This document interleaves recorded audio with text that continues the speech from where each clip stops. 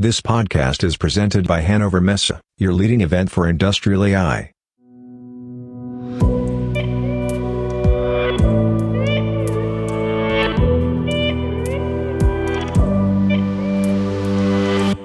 Hello, everybody, and welcome to a new episode of our Industrial AI podcast.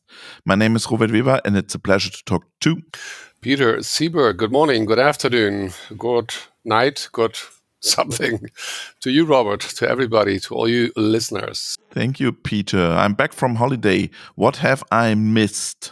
What have you missed? Oh, there's a couple of things I can share with you. Should I start? Yes, I have no news, Peter. I was on holidays. Yes. Actually, you did prepare part of our AI in the Alps as well, but you can talk about that later if you want to. Yeah. Multimodality. Not sure how new that is, but I picked it up. So from LLMs to MMMs is, as I suggested, or should I say M&Ms?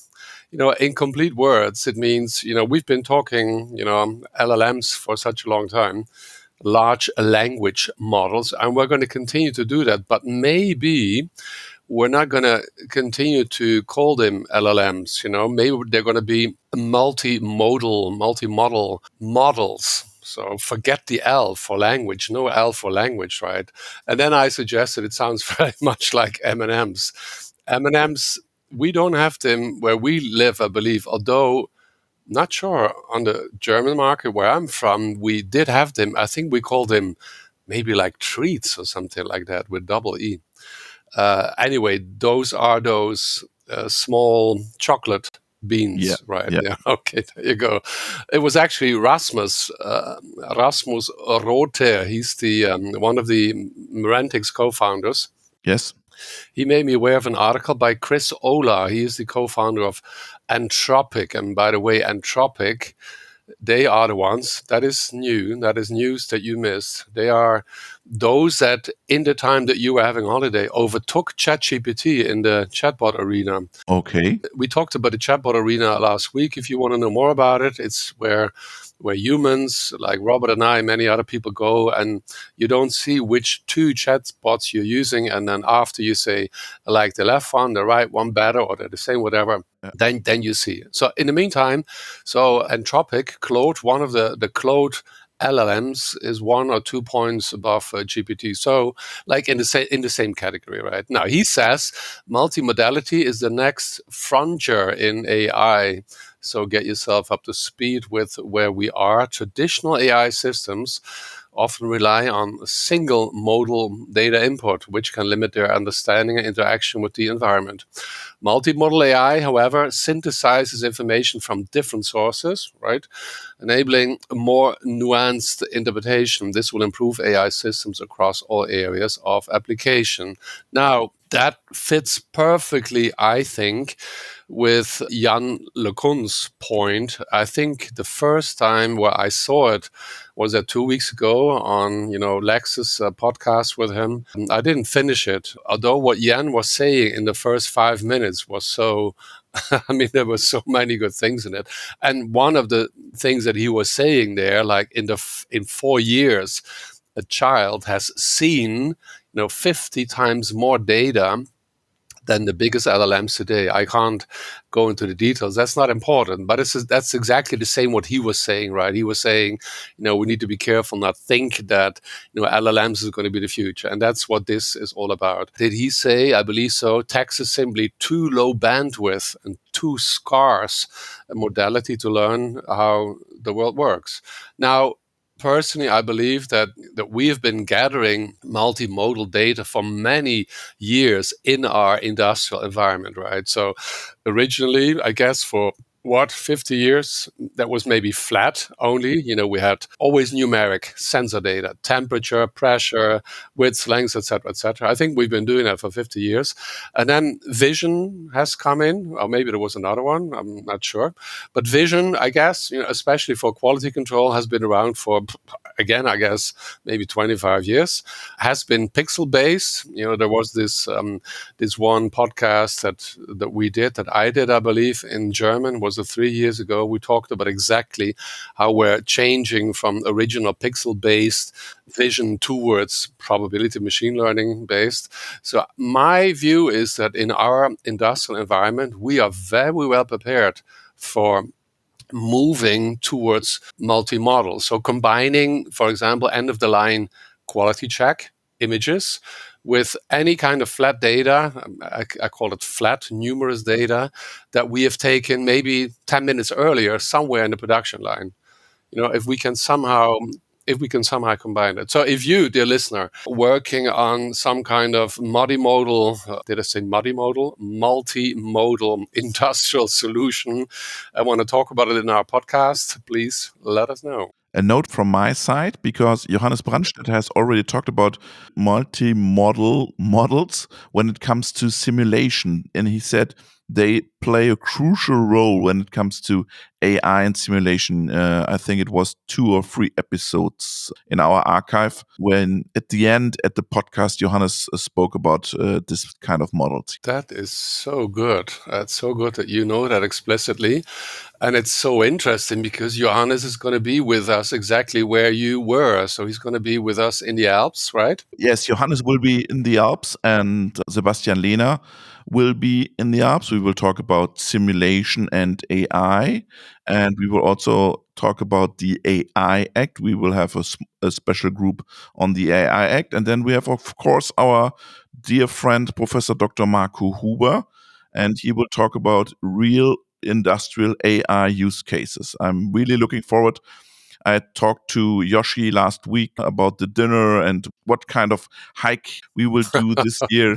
And yeah, we planned everything. Yeah. Oh, looking forward to it. Oh, but that is so good. That is so interesting. That means that in the simulation track, we're going to be most certainly talking about exactly moving towards or just doing already multimodality. But then again, having said that, as I just suggested, if you, dear listener, let us know, because I'm not, maybe we are already doing this one way or the other, but maybe not in the sense that it was meant in the combination with the models, with the foundation models. I do not believe that. And that is, I then assume, what Johannes is probably going to be talking about. Yes, exactly. What else do you have? LLMs, which then soon are going to be MMMs, right?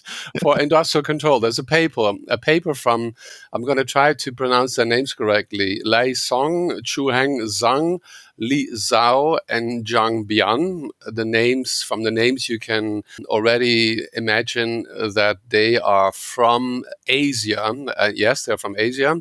They're from Microsoft Research Asia. And I was referred to a paper by Mehmet Merjangöz. I hope I say that correctly again. We had him, he's the ABB reader, Imperial College. We published the interview with last week. There was a lot of discussion, and that coincided with, you recall also the Aramco. Aramco is probably the world's largest oil company, right? Yeah, a lot of Saudi Aramco guys interacted with your LinkedIn post, I think. Yeah, there was a lot of discussion, and that's why I bring it up as well. So they announced the world's first industrial foundation model, right? That was the words, right? And again, referring back to our conferences, we started probably, from my feeling, 2 years back, talking about the need for an industrial foundation model, and I'm completely certain that we're going to be talking about it again this time, so this summer. And yes, as you say, it drove quite some discussion. If this, there was a question put forward, if this was only a PR stunt or whatever. Either way, I've never thought it like that. I thought, sure, this company has money, they can put it wherever they want it. And why would they not be doing that? So, and having said that, I do put certain borders for myself to what I'm willing to put time into. You know, Robert, and some of our listeners know quantum computing. I expect it's going to be great. I'm perfectly sure about that, but I'm not going to invest time. It's your topic as far as the industrial AI podcast is concerned, right? But I understand the guys who criticize you because in the text there was hardly anything. Oh, yeah, there was no detail, yeah. Yeah, this was really a It's okay. PR message, but yes, the discussion went then very crazy, I think. Yeah, and I do want to continue on that. So, and then again, your AGI, artificial general intelligence, that as per an algorithm that is ever going to be capable of deciding to become autonomous. I love reading about it, Asimov, seeing movies, iRobot. Perfect. The moment when there's 10,000 robots standing in the room and the one robot is looking to the left, right. It's a wonderful moment. I think that's perfect. But I do not personally put any time into that because I don't believe into that. Now, but having factories or plants autonomously orchestrated by LLMs, by MMMs, as we know in the meantime, I say, why not? And yes, exactly. That was the discussion. And I agree with you. There was no details behind it. That doesn't mean that they are not doing it. I mean, Yeah, I sure. think, it's a cultural thing. I mean, isn't there this big, I'm going to be in the United States soon. Isn't there this big difference where we have a lot of guys, women from the European, specifically German market, where all these hidden champion companies typically are very modest and more closed, I would say, because they have such great technology and they only want to share it when it's perfectly ready, and maybe they take another year or two. And maybe that's the same here in this case with, is that the Arabic culture? Is that the correct way of saying it? Yeah. So I don't know. It doesn't mean that if they're announcing it, could be that they're not completely ready or not, or that they're completely ready. I don't know that. Now, anyway, so this paper... The paper about the LLM in the industrial control. Exactly. Pre-trained LLM models for industrial control is about exactly that. It's about foundation models possessing rich prior knowledge obtained from pre-training with interskill corpus. Same thing we always talked about. And we said, sure, I mean, the internet is the internet and there's a little bit of industrial there relatively. But now, and what they do, they take, I'm not sure I pronounced that correctly. I went actually to YouTube. I think it's called HVAC, heating, ventilation, air conditioning, a building control as an example to examine the ability of GPT-4 as the controller. Now think about that. We have been talking, and you like talking about the gray boxes. And here we're talking about, a piece of software, GPT-4, and we know what GPT-4 is as an example of an LLM as a controller. So they're going to look at how well can GPT-4 control HVAC? How well does it generalize? A couple of other questions. Now, in general, they found that GPT-4 achieves the performance comparable to reinforcement learning methods with a few samples. Now, I am not saying that means that already today we can have a large language model, orchestrating a chemical plant. Sure. That's not the point. But they're showing that it can today very well, control an HVAC. Yeah, that's easy. But the point is, if we have control and we can control through a large language model, then maybe in 5 or 10 years, or I don't know, at some point in time, we're going to be able to do more. I'm certain about that. And we put the paper in the show note. I think everybody's interested in this paper. Exactly. And actually, so I'm preparing a presentation for, it's called the Connected Plan Conference. I'm going to be there and I'm going to be speaking in Houston. They call themselves the energy capital of the world. And my topic is going to be, I'm actually going to have 2 topics, but one is going to be towards autonomous plants. I like that topic a lot, proposed actually from the discussion with Mehmet. But if you, you, dear listeners, have anything in that area, just please share with me as well. So next news, Peter. Sub-symbolic and symbolic to be united. Oh, yeah. it's related. It's all related together as always. There's another paper. It's called Symbolic AI, a framework for logic-based approaches combining generative models and solvers. The guys, I think they're all guys, yeah. In this case, Marius Constantinou, Claudio Leo Vianu Condrei, Markus Holzleitner, Werner Zellinger, and Sepp Hochreiter. Oh, Is he going to join us for a beer sometime at AI in the Alps as well or not? yeah.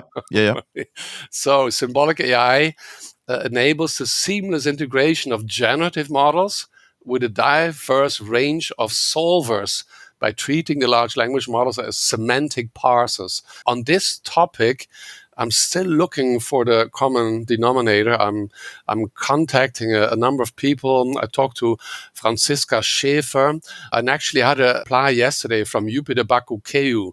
They are both based, I believe, at the Technical University where you still are preparing in Nuremberg? Are you still there or not? No, I'm not in there, but there's two. There's the University for Applied Science, and then there is a new technical university in Nuremberg. There's a new one. Oh, right. But I think it was the one where you are. Is it Georg Ohm, I believe, right? Yes. I think they're both there, yeah. And they have co-authored another paper, Automated Reasoning and Knowledge Inference on OPC UA Information Models. Oh, right. So this topic is all about ontology. And as you know, so you and I, we do, in addition to the industrial AI, we do the OPC Foundation. Yes, exactly. And because OPC UA is one of those technologies that has an implicit information model, it has all the information on top. And that's the other thing I will be doing there. And I'm really very much looking forward to.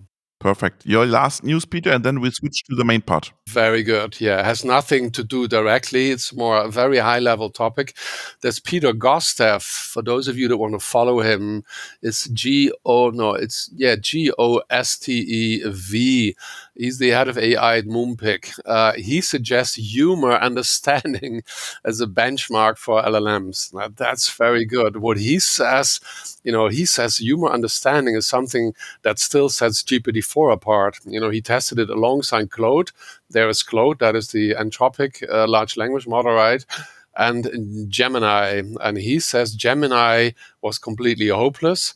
Claude was impressive sometimes, but GPT-4, 9 out of 11, was capable of explaining a human joke. Now, he says, he gives a couple of reasons why he believes it's interesting. It's more on the side, as I say. It's not directly for us in the industrial AI environment, but it's more like the big picture of what can LLMs do for us. He says, number one, there's no direct training data. Nobody is writing explanations of jokes, so the LLMs cannot memorize something, right? And he says it requires an understanding of the culture. I just mentioned culture, German, American, maybe Arabic culture, and there's 100,000 other different cultures, right? And it needs a kind of understanding of the culture. I think he's from the UK, and the jokes he was giving them were probably British jokes, which, as we know, are completely different from, for example, German jokes, right? Now, there's two other reasons that I'm going to share. And he says, before you ask, no, I don't think it's a massively important capability, but that's why it makes it an interesting benchmark. Nobody would bother trying to overfit on it. And I think it's a decent measure of emerging capabilities that nobody would train for. Interesting.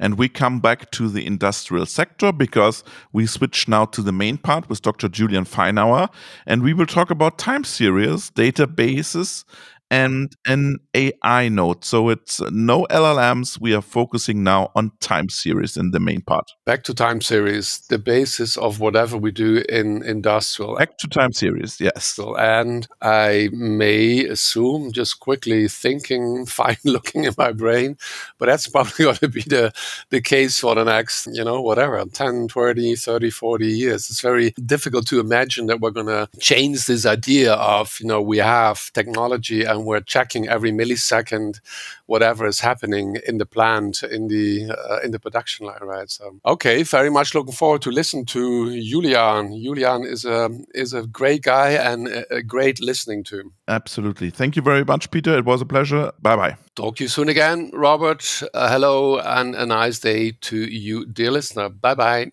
Bye. It's a pleasure to talk to Dr. Julian Feinauer, the technical director of Time Echo Europe. Julian, welcome to the podcast. Good morning, Robert. Good morning. We want to talk about Apache IoTDB and AINode. But before we start, please introduce yourself briefly to the listeners, Julian.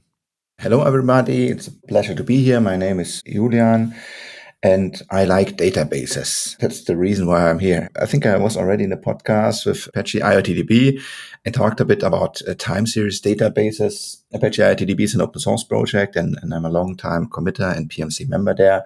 And 2 years ago, we started a company, Time Echo, where we started to provide professional support and enterprise features based around Apache IoTDB, so to say. Can you please summarize for us what is Apache IoTDB, maybe in 5 sentences? Yes, Apache IoTDB is an open source time series database focused on handling a lot of data. So time series database is a pretty new kind of database focused on time series. So coming from sensors, IoTDB, IoT applications. And there are many products out there. And IoTDB is one of the younger databases, which has incredible performances in case of really many data points, so thousands of devices and millisecond sampling rates and things like this. What's the unique selling point, or not? It's not a selling point because it's an open source project, but what is so special with Apache IoTDB? Later, we will talk about a really, really cool feature. So far, I would say it's 2 things. One is the memory footprint, hardware usage. It's excellently fitting for edge devices because it stores data extremely efficiently and really needs very, very few resources for what it does. And the second thing is performance. From what we know, Apache IoTDB is fastest in many benchmarks we did. It has the best performance over all databases, which really only matters, I would say, if you have lots and lots of data. So it's very good for industrial applications, right? Right. It's called Apache IoTDB, so we call it the IoTDB native database. But of course, we have many, many use cases in the IIoT area, so industrial use cases. Coming from managing fleets of vehicles, which send telemetry data, up to having complete plants recorded. And even, this is one of the coolest cases, I would say, a nuclear power plant. Oh, that's critical infrastructure. Oh, wow. That's very, very difficult to handle, right? Yes, and there are many reasons why this is an interesting case. And especially we are dealing with, I think, 13 protocols where data comes in, and it's over 86,000 different metrics that are monitored, partially with nanosecond level sampling rate. So it's, incredible. And in Europe, you are partnering with Bosch Rexroth, right? You are part of the Control X world, and you are partnering with Bosch, right? Yes. As I said, IoTDB has this, from my perspective, very nice feature that can use it on constrained devices at the edge. It also has a built-in sync mechanism where you can say, well, I run one instance at an edge device, and I run a bigger instance somewhere centrally in my plant, for example, and have the sync mechanism. And one way to do this is device with the Control X approach, where you can install IoTDB as an app directly on the Control X controller, basically, and then store data locally and then possibly sync it back to a central instance. So our podcast is not called Data Business, it's called Industrial AI. We need to talk a little bit about time series, machine learning, and AI. You published, I think, 2 or 3 weeks ago, a new, what is it, an app or an add-on? It's called AINode. What is it and why you launched that? Yes, and this is the point where I have to be a little bit careful, because now we're kind of leaving Apache IoTDB space and we start talking about Time Echo DB. Because I mean, as I initially said, one thing we do at TimeEcho is provide support, professional support, helping you configure things right. For the open source project With the open source project, yes. But we are also starting to create our own distribution, I would say. That's not unusual in the open source world, I would say. And the new AINode we just launched is also at the moment an exclusive feature of the TimeEcho DB. To make it clear, yeah, you have to pay for it. This disclaimer, sadly, you have to pay for it. Yeah, so what is it? I mean, it's called AINode, which means AI and node. That's it. That's it, yes. So what does the node in there do? I mean, AI might be clear for most of the listeners. What does the node do? Many modern database or also other data-heavy systems consist of nodes, which means you do not run it on one computer, but you run it on many computers. And on each instance, you run a node. Mm-hmm. That's what it's called. And this is also true for IoTDB. So traditionally, we have two types of nodes. We have config nodes holding metadata, and we have data nodes. And to parallelize your load and to improve performance, you can just start new nodes over and over and over again. So you can have 10 computers running 10 nodes on them. And then data is distributed between them, and then computation is distributed between them. When I say computation, it's normal queries. If you want to create a time series database, you might have millisecond level data for the last year, but you say, well, I want one data point per day, only average value or min and max value for each day or stuff. And this is a heavy computation. Containing billions of points that runs then in the cluster. And nowadays, many applications take the time series data and put it in an AI model.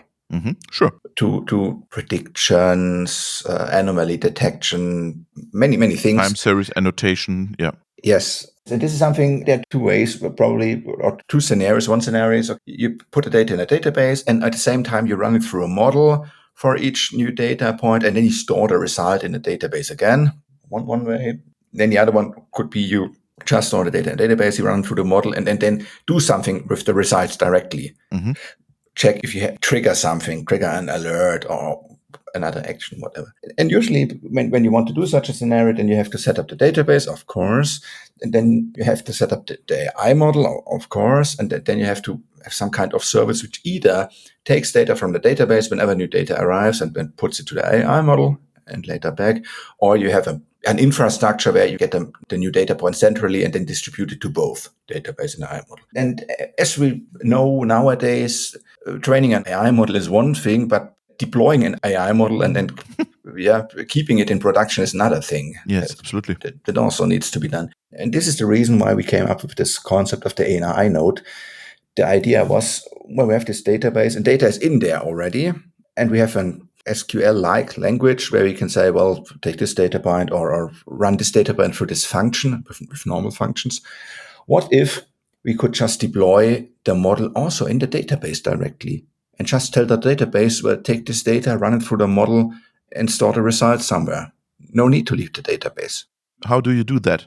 Yes, and this is the idea of the AINode, basically. So what we do internally is the AINode also runs in your cluster or on your hardware. You can run it on the same servers or on different servers, probably with more GPU and memory. And then internally, you have a complete set of commands for the model management. So the first step, of course, is you need a model.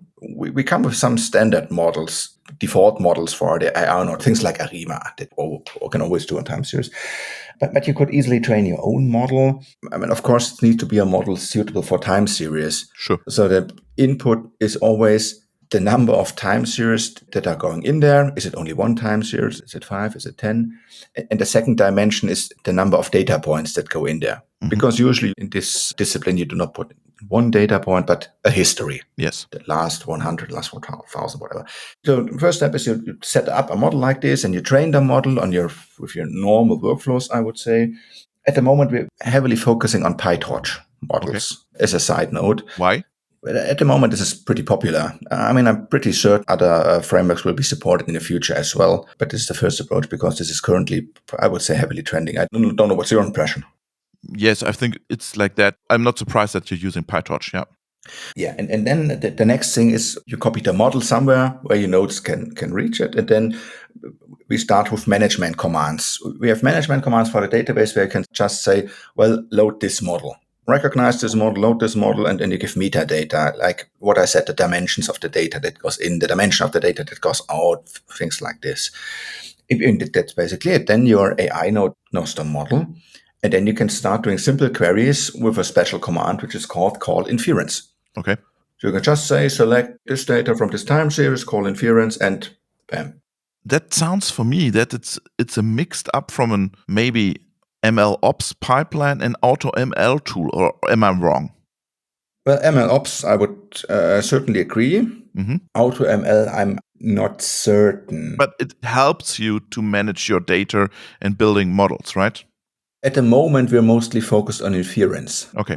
Not so much on the training part. So what you say, it's totally right. And that's a pretty neat idea to say, well, we also probably want to integrate training steps. Because, I mean, what do you need for training? Data. What do you have in the database? Data. And especially if you go then towards the AutoML direction where you say, well, that's all you need. The rest we will figure out by ourselves. Yep. This would be a neat approach. I'm not 100% certain, and we have to think through this. I'm not 100% certain because training sometimes is special and you use special infrastructure. I mean, in many situations, you can rely on CPU for inference because it's okay. For training, you can never do CPU. And in many real-world cases, especially in the industry, you're relying on CPU inference because you have no GPUs in the standard hardware that you have, the server racks and stuff. There's no GPU in it. But this would be a very interesting idea for the future, probably, to say, well, I just give you this data and with the AutoML approach, just fit something. But at the moment, we're focused on inference. Okay. So how much faster am I then? Well, there are two dimensions. Setup-wise, you're definitely faster because you don't need to care about the setup of the pipeline, of the ML things, operations, monitoring, and whatever. Data-wise, I've no concrete measurements. I mean, the good thing you get for free is that all the communication between the data node, where the data is, and the AI node, where the AI model is all done internally. You just don't care about it. So usually you should be pretty fast because data goes directly between those two services. In an extreme case, they're even on the same computer. So I would say you will certainly be faster, 20%, 30%, whatever. But I think that the main advantage is the ease you get from it in certain scenarios. I just had yesterday a discussion about if integration over the database is coming back. So many years ago, in a classical web application, you did integration via database. So all services wrote to the database, and this is where we all took our information from. This was the central part. And this is not true anymore because we're doing message-based integration or sending messages around, things like this. But with ideas like this, that more and more features come back into the databases, the database can become, once again, the central part of your application, so to say. And this is not only true for IoTDB. Other databases also experiment with adding features, triggers directly in the database, continuous queries that already do calculations. Is that what customer wants, that it comes together again? Once again, I would say depends. I mean, it totally depends on the use case, on the scenario. I mean, on one hand, it makes small deployments way easier because they save a lot of time on not having to set up separate systems. On the other hand, also in bigger scenarios, it just sometimes helps you to keep things sane and to only focus about one big system and not 7 small systems. So your focus branches is machine building companies, automation companies, or which companies you want to tackle with that? I would say, I mean, main focus is production. Okay, the whole manufacturing. The whole manufacturing industry. I mean, we also have scenarios, as I said, like fleet management, telemetry data management with connected car cases and connected machineries like big cranes, machines like that. But a lot of things happen especially in the production industry. So there's one approach that my colleague Christopher Dutz is working on, is building up a small and simple MES system, manufacturing execution system, basically built on top of IoTDB, where we ingest data, we have triggers, we can send out events, we can store the data, we do calculations on it. Yes. Please, once again, make it clear. You are using built-in algorithms, right? So you have, I don't know, for time series forecasting, anomaly detection, and you using the built-in algorithms, and the user can use these algorithms, right? This is the first step. Yes, we ship it with built-in algorithms, but you can also deploy your own models. Okay. So if you train an anomaly detection model or already have one in your application and say, well, probably the data gets more and more, I need a time series database and then I need a pipeline to do the AI thing, well, then you could push everything in. So what is the competitors? What are the competitors doing? They are going the same way? That's an excellent question. I mean, the time series database market is quite complex for me because I mostly focus on the industrial area because there are many different time series databases for different applications. There are many time series databases for the, I don't know if you can say marketing area, like recording sequences of clicks of users visiting web pages. Digital marketing, yeah. Yes, this area. And historically, time series databases came from monitoring server farms because there you also have CPU and memory and all temperature, all these things. And I would say for the first case, for this marketing thing, I guess ML also plays a major role because you want to, I don't know, customer segmentation and things like this. And for the server business, probably not so much because there you mostly have static alerts. I am not aware of another database having such a feature, which does not necessarily mean that there is no database having this feature. I mean, it's also for us still a bit of an experiment, I would say, on how customers react to this feature. I think it's very cool to play around with it. But of course, a customer could also say that, makes the login a bit higher. The question of philosophy, if you say, well, I want a modular system where I get this component from A and this component from B and always take best-in-class systems and glue them together. Or if I say, well, I take a one-size-fits-all. So what do I have to do if I want to try out your AINode and Apache IoTDB? Well, if you want to try out Apache IoTDB, you go to GitHub and download. You go to GitHub and download the code. If you want to try out the AINode, I think I have to say a sentence that I probably never said in my life before, and I'm not very keen on. You have to pay. You have to contact sales. Okay. So you have to shoot me for our message. Listeners, Julian is my open source hero when it comes to industrial applications, and he never said something like you have to contact the sales. Yeah. Yeah, in fact, I'm doing a talk today about IoTDB and the AINode, and it's the first talk where I cannot start with the sentence, I do not want to sell you something. Okay, yeah. I mean, I still don't want to, but I mean, it's part of, well, I guess you have to pay money if you want this. But from a technical point of view, what do I have to do? Well, from technical perspective, you have to, if you have a deployment of IoTDB, then you have config nodes and you have data nodes, and then you have to spin up some AI nodes. That's just a regular bash script that you have to spin up in your infrastructure, setup of 10 minutes, and then you're already there. Then you can start with the built-in models. And if you want to add your own models, then, I mean, you have to see if they are ready in the suitable way with input dimension, output dimension, little things like this. And then you could just deploy them. As I said, you copy the model somewhere where all your AI nodes have access, some shared drive, or in Kubernetes would be volume claim or something, mounted to all your AI nodes. And then there's one command which says register the model in the AI nodes, and then it's there. And then you can start writing queries with it. Wow. What are your next steps with Apache IoTDB and also with your AINode product? So you already mentioned maybe AutoML, something like this could be an option. What else? I mean, one big part, as we already learned in this discussion, is, I mean, we need to get feedback. Mm-hmm. This is a very young feature. It was officially announced in December last year on the IoTDB World Summit. Extremely new feature, and we have to roll it out and discuss with customers what they think and how it could be used and just get real feedback. Things like what we discussed, is PyTorch enough for now? Or customers say, well, we have this TensorFlow nodes here and things like this.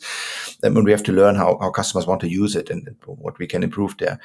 And other thing is, as discussed, probably we can consider doing training steps in there or helping with training a model in a way that we can prepare the data in the right way or things like this. And regarding IoTDB, I mean, the last two releases were pretty minor. We added some features, a lot of management, infrastructure, operations, things. We pretty recently released a very new version of the cluster module, which now helps to build even bigger clusters in a very simple way and to scale the cluster very dynamically, which was not possible with the old cluster module. Besides that, yeah, I mean, there's this trend to adding more and more features to a database. As I said, this is more of perhaps the database will once again become the central part. We have things like continuous queries, which just mean you can set a rule which says whenever a data point comes in here, do this calculation to calculate I would say, virtual data point and store it there. We have pipes where we can say, well, whenever this happens, send data out to this other system. We have triggers where you can say, well, whenever data point comes in, that do this condition, and if something happens, do this and that. So we're working on many features and making it easily possible to have a typical IoT application, but without needing 7, 8, 9 systems. Let me ask you one question at the end. What do you see on the database market that interests you? Not IoTDB, other database trends you see? This is a very good question. So generally speaking, the whole scaling thing is still amazing to me. I mean, the big disruption with the so-called NoSQL databases came when the regular relational databases came to a limit because it's very hard to scale them to different nodes. Normal database works best on one central node. So the standard approach was just to make the node bigger until we hit the limit. And then there were all these NoSQL databases that made everything more easy, scale. But then we learned that relational databases have all these nice features that the NoSQL databases have not. And we're still somewhere in between. NoSQL database adding more and more features that relational database always had. And on the other hand, relational database is getting more and more ideas on how we can still scale out a bit without losing too much. And then we have this trend of, do you still host a database yourself, or do you take one software as a service? Yes. Because in a typical... Is that possible with Time Echo? Technically speaking, it is possible. At the moment, we do not offer such a service. Okay. This is something we discussed, and probably there is a market for hosted time series databases. But on the other hand, if you look at the general market, you see that a lot of the IoT infrastructures from great providers were shut down this year and last year. So I'm not 100% certain. And also, I mean, many customers do not want to send their data out, especially this part of data. Yeah, so I'm not certain about it. But this is still super amazing for me to see how the NoSQL databases try to be more SQL-like, and the SQL databases learn more and more about the NoSQL database, or what tricks they could integrate. Julian, thank you very much. It was a pleasure to talk to you.